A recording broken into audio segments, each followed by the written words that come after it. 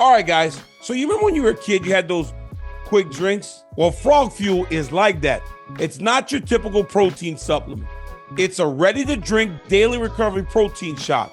So you grab it, you hit it, no mixing, no nothing. Frog Fuel has a proprietary formula that is nano-hydrolyzed, so it digests in only 15 minutes. It goes to work right away, supporting muscle growth and soft tissue recovery after hard workouts and the demands of a person that has an active lifestyle. It comes in a portable, ready-to-drink 1 ounce shot. So no mixing, no mess, no measuring. I always had powder all over the counter whenever I was mixing my protein shakes.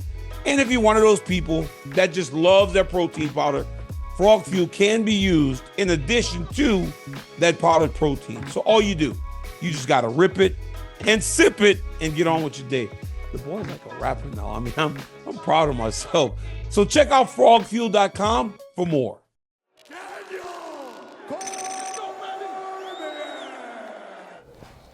Get the exclusive.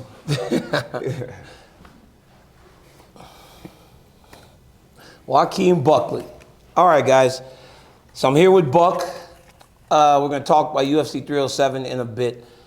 First off, this is the biggest fight of your life. Mm-hmm. So we're going to focus on that. But before, we're men. Yeah. Right? So we have to have a conversation. Yeah.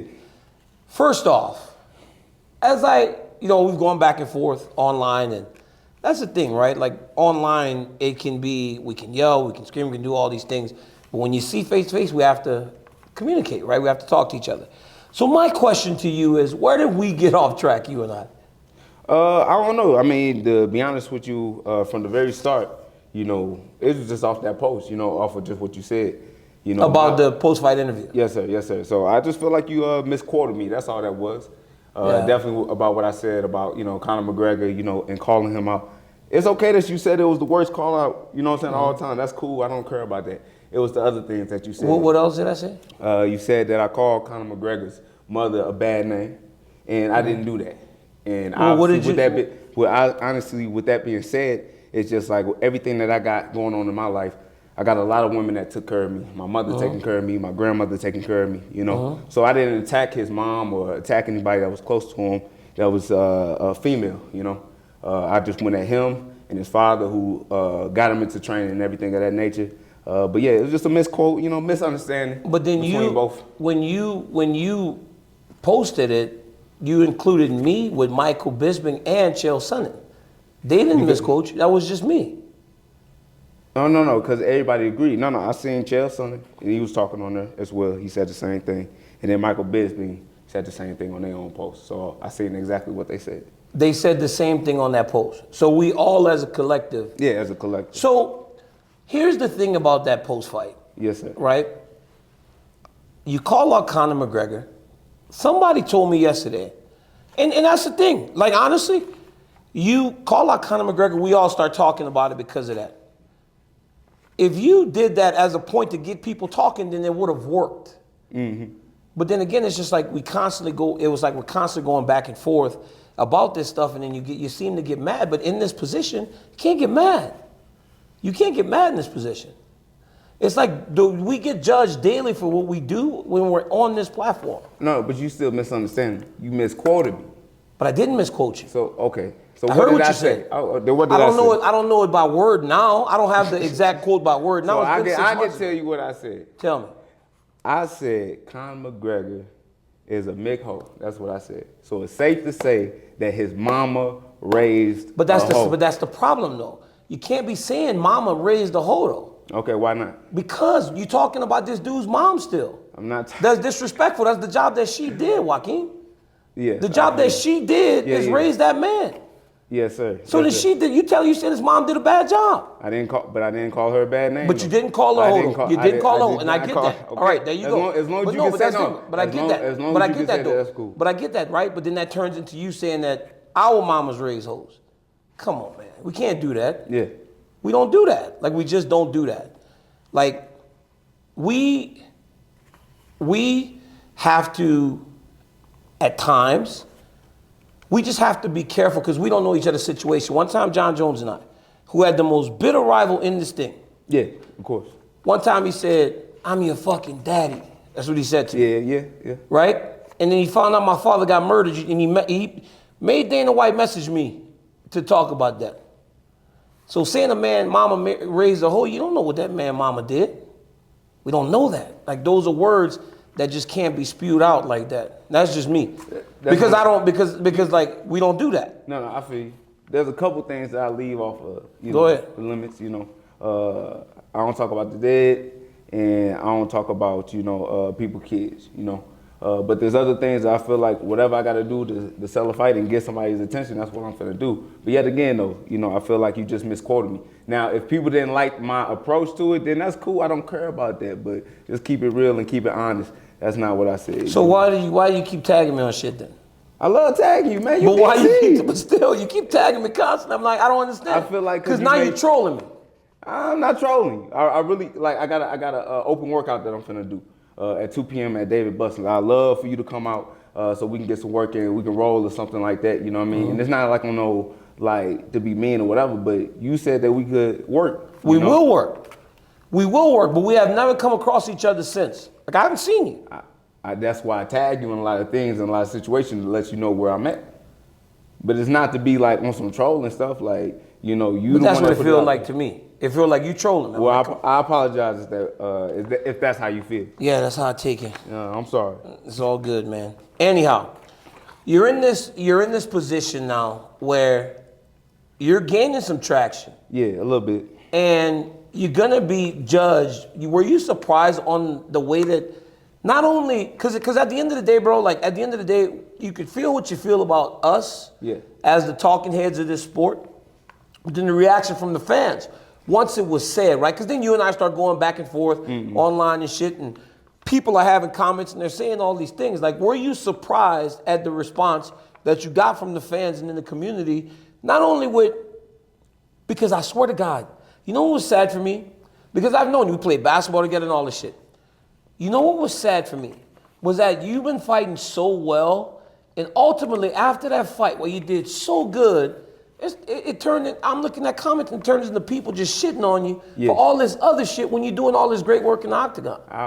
Yeah, I heard you, but it don't surprise me though, At the end of the day, I feel like there's a lot that I still got to show. It's one thing that you said I mess with, and it goes with the other fans. Like, it's not your responsibility to push me and put me in a position where, yet again, it's just like you giving your opinion. Right? Regardless of how I feel about it, that's your true and honest opinion. And I appreciate you for being your honest self if that's the truth. Did you hear all the positives that I said about you about the fight leading up to the post-fight stuff? Yeah, I heard the positive, you know what I'm saying? But the negative always outweighs, unfortunately. But I did hear the positive, for sure. But it was the negative that really was launched out there, and that's what everybody focused on.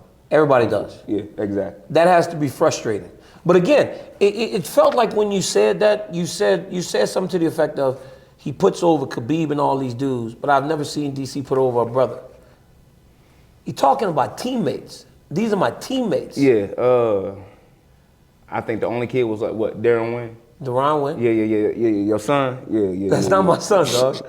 Don't disrespect that man, dog. That's fucked up. Don't disrespect that man. But Deron Wynn, Sean Bunch from your neck of the wood, Kansas City. Like, I put on brothers. These are my teammates, y'all. You're talking about. I think that when we got crossed, it becomes anything to stay crossed, opposed to kind of like, But let's talk about your fight. I appreciate that. Because this shit right here is all like noise, right? Because there's like, for me, it's all noise. Like, you and I we never gonna fight. No. You're seven. We'll never fight. No. So it's like there's no point in me wasting the energy doing all this shit. So. Let's get to the fight. And I hope you don't think that's what I'm trying to do anyway. I'm not trying to fight you physically in any type of way. Not trying to make you feel no type of way. But my thing is, though, I feel like at the end of the day, whatever negative thing, because what you said was kind of harsh, bro, my man. You know what I'm saying? You called me a pussy and everything. Absolutely, right? because absolutely. I didn't want to bring it up because absolutely when you say anything about my mom, that's what you're gonna get. You don't get Daniel the TV dude no more. You don't get Daniel the TV dude more. You get Daniel the dude from Lafayette. That's what you get. And I don't want to be that man, but that's what you get.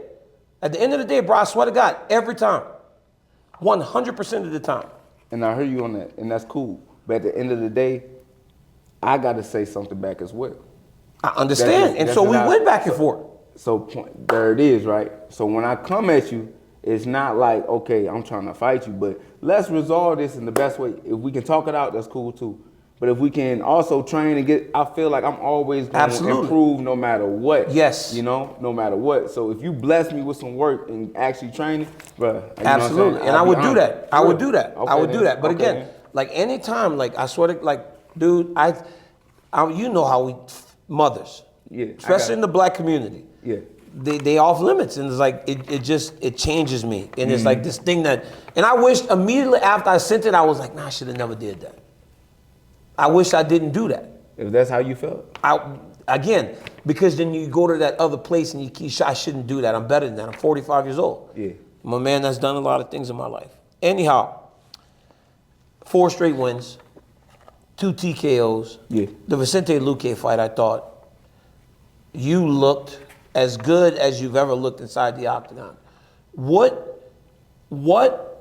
has changed for you outside of just going down to 170? I think it's been a lot of changes that has occurred, not just with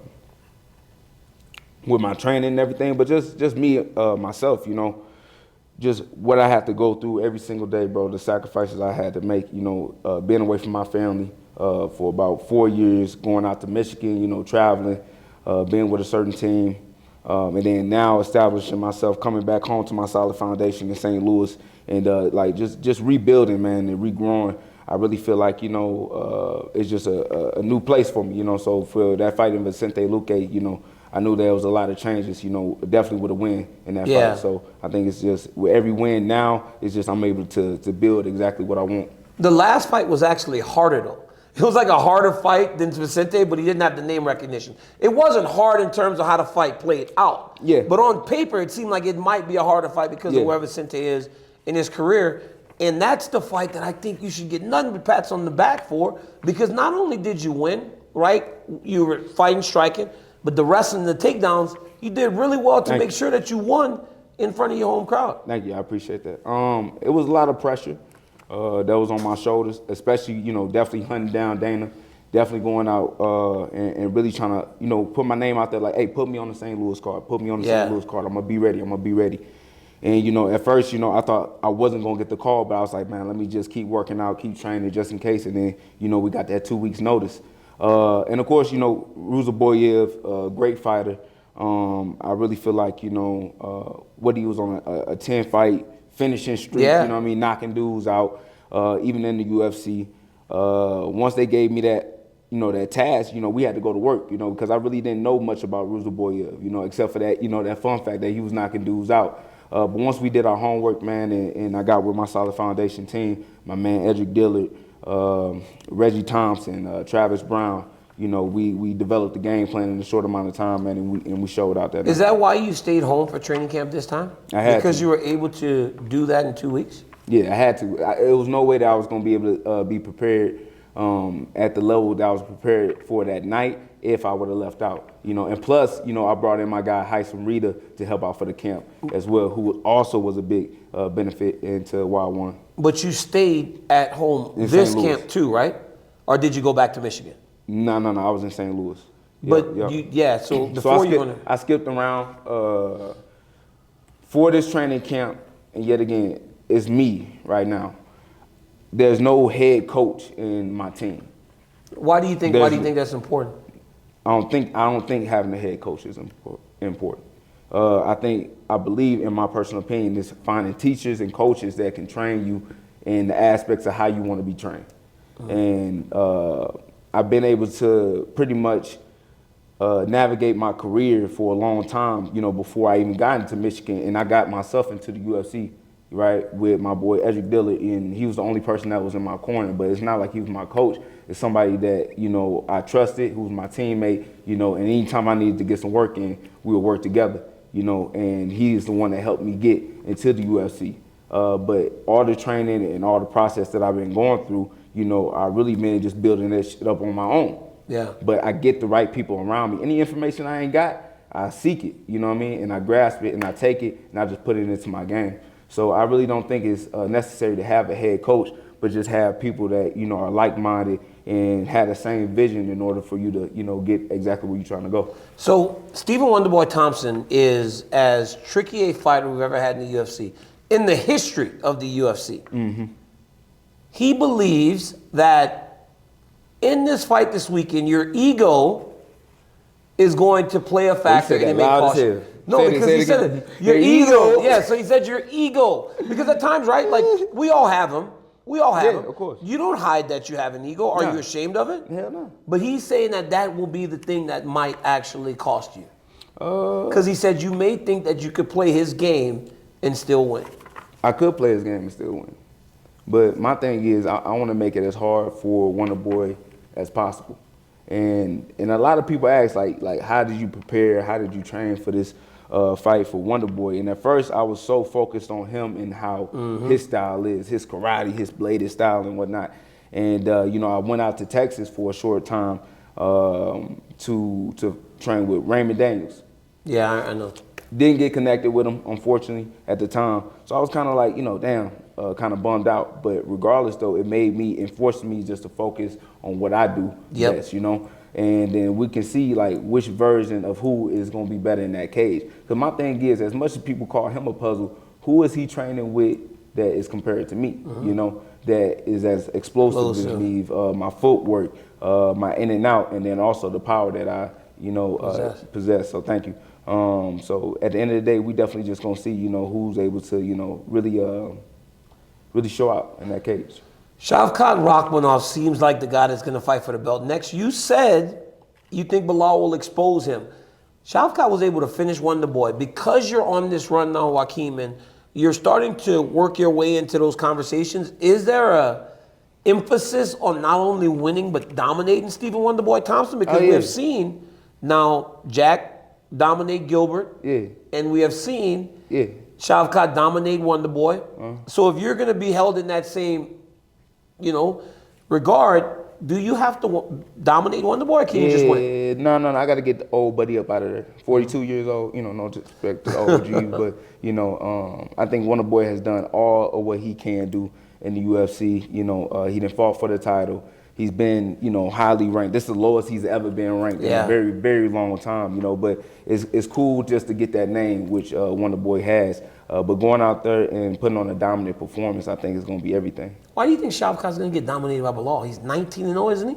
19 finishes? What that mean? That's crazy, dude. Yeah. To win 19 in a row and finish all 19 is crazy, Joaquin. Yeah, it's crazy work. But, you know, when you do your homework and you see... Oh, you watched him. You see... I watch everybody.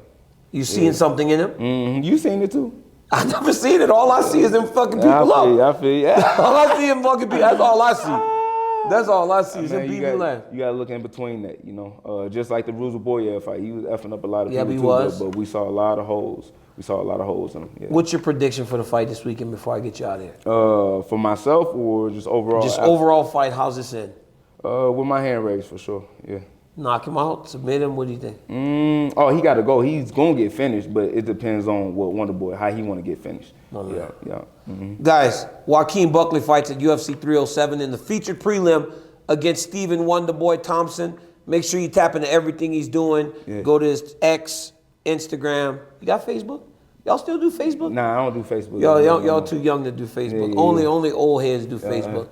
Make sure you guys tap in with this dude doing. Joaquin, thank you for checking in, man. I appreciate having the conversation. I appreciate the conversation as well. Always. Yes, sir. Always. Till next time, guys, like, subscribe, and tell your friends about DC's YouTube channel. Peace.